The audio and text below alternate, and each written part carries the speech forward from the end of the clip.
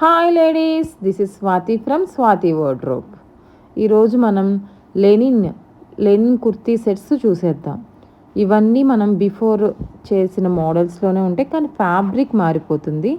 Top వచ్చి 2.5 metres ఉంటుంది and dupatta also 2.5 metres ఉంటుంది. టాప్ అండ్ దుప్పటా లెనిన్ కాటన్లో ప్యూర్ ఫ్యాబ్రిక్లో వచ్చేస్తుంది.